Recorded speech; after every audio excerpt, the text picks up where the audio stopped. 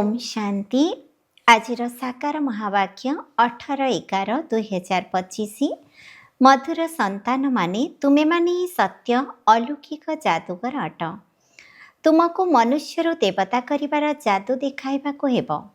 प्रश्न, फल पुरुषार्थी छात्र छात्रींकर लक्षण कौन होइथिब? उत्तर, सेमाने सम्मानर सहित पास हेबार अर्थात विजयमालारे आसिबार लक्ष्य रखिथिबे। सेमानंक बुद्धिरे एकमात्र बाबांकर ही स्मृति रहिथिब। देह सहित देहर सबु संबंधरू बुद्धिजोग तुटाई जनक सहित ही प्रीति रखिबे। एही भली पुरुषार्थी ही मालार दाना हेबे। ओम शांति।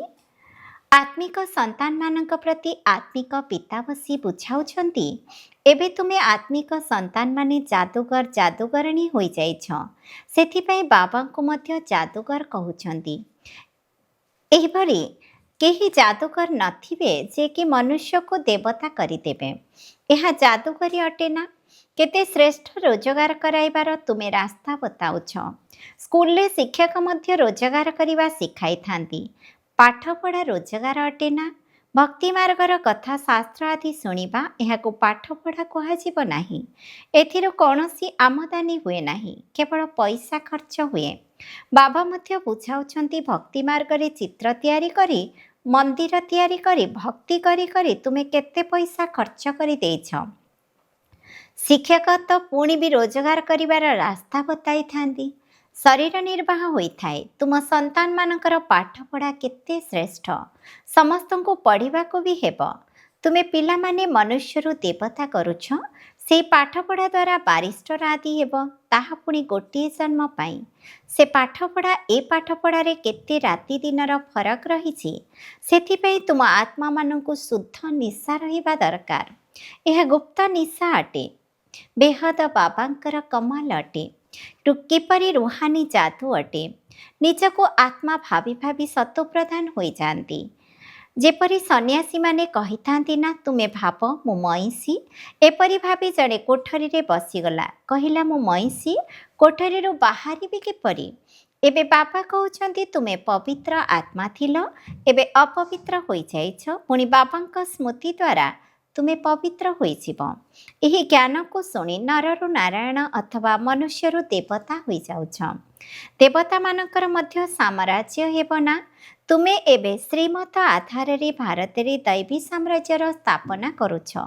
बाबा कहउछंती एबे मु जहा तुमको श्रीमत देउछि, एहा ठीक ना शास्त्रर मत ठीक? निर्णय कर। गीता हेउछि सर्वशास्त्र शिरोमणि श्रीमद भगवत गीता। यह स्वतंत्र रूपे लेखा जाइछि।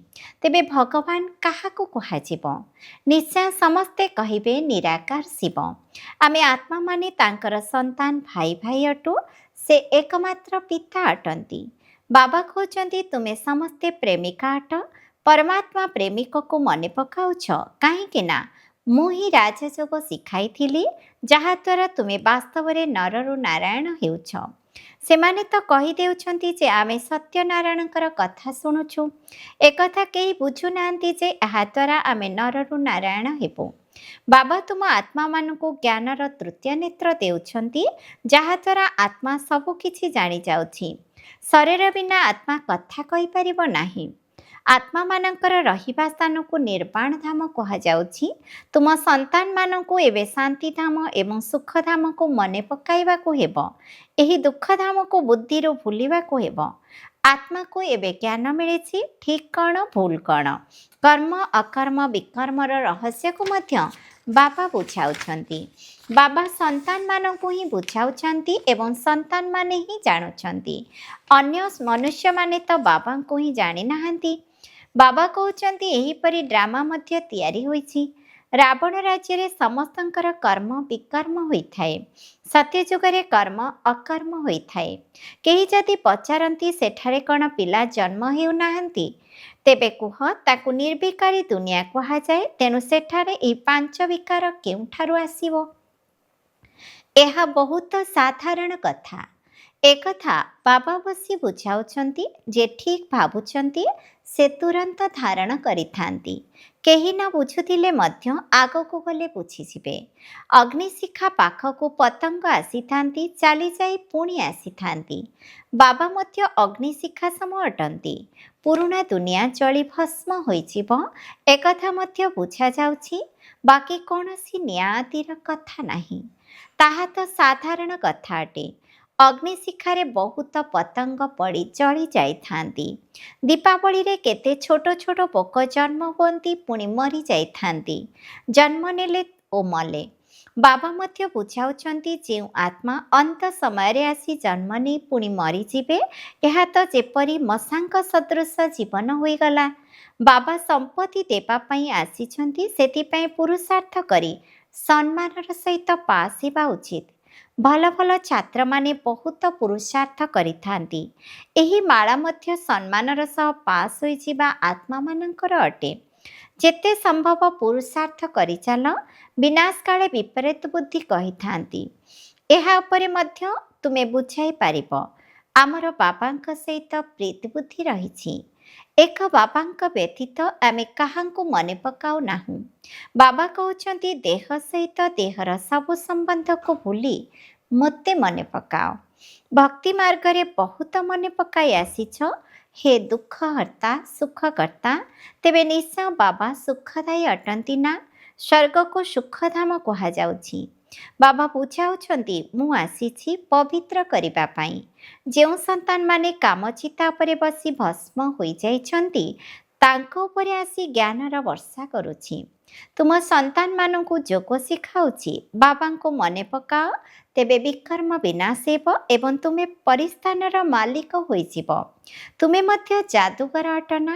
ପିଲାମାନଙ୍କର ନିଶା ରହିବା ଉଚିତ। ଏହା ଆମର ସଚ୍ଚା ସଚ୍ଚା ଯାଦୁକରୀ ଅଟେ।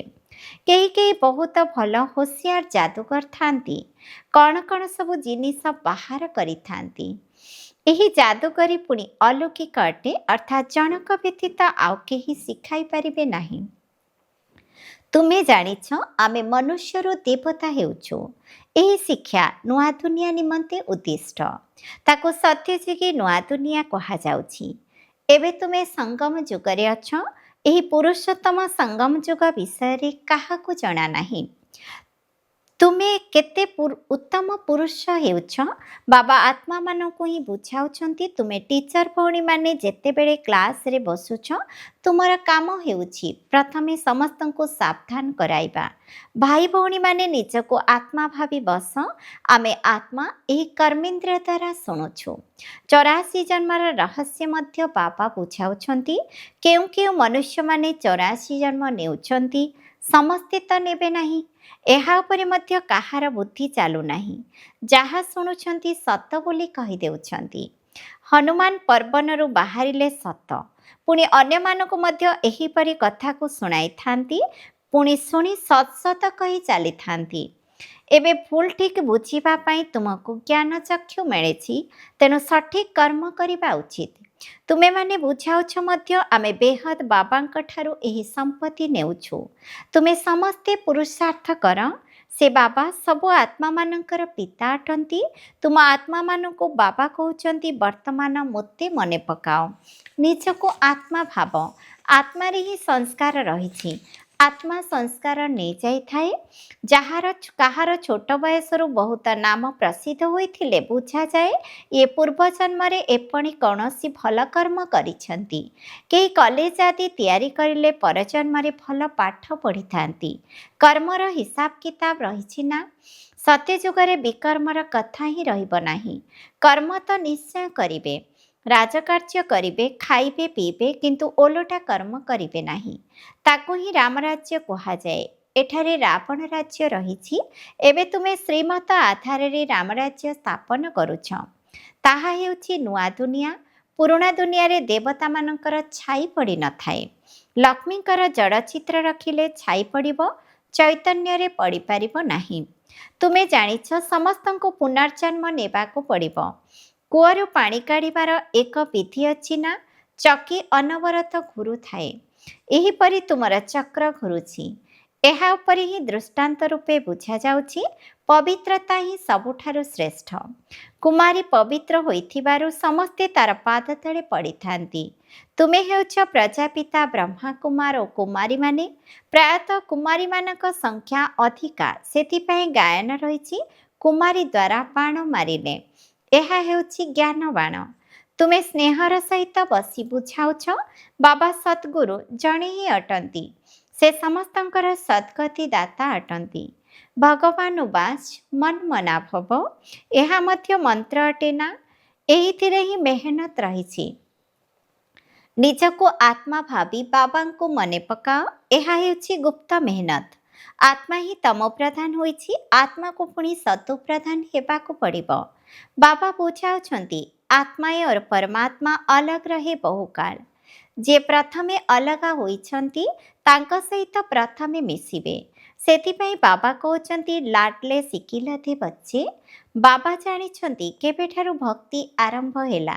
ଅଧାକଳ୍ପ ଜ୍ଞାନ, ଅଧାକଳ୍ପ ଭକ୍ତି।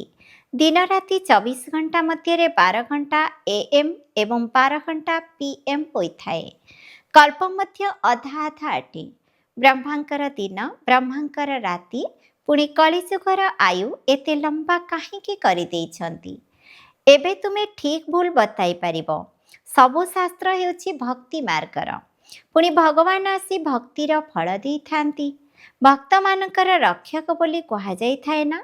ଆଗକୁ ଗଲେ ତୁମେ ସନ୍ନ୍ୟାସୀମାନଙ୍କୁ ବହୁ ସ୍ନେହର ସହିତ ବସି ବୁଝାଇବ। ତୁମେ ଦେଉଥିବା ଫର୍ମ ତ ସେମାନେ ପୂରଣ କରିବେ ନାହିଁ। ମାତା ପିତାଙ୍କର ନାମ ଲେଖିବେ ନାହିଁ। କେହି କେହି ମଧ୍ୟ କହି ଦେଇଥାନ୍ତି ବାବା ଯାଇ ପଚାରୁଥିଲେ କାହିଁକି ସନ୍ନ୍ୟାସ କରିଲ, କାରଣ ବତାଅ। ସେମାନେ ବିକାରର ସନ୍ନ୍ୟାସ କରିବା ସହିତ ଘରର ସନ୍ନ୍ୟାସ ମଧ୍ୟ କରିଥାନ୍ତି।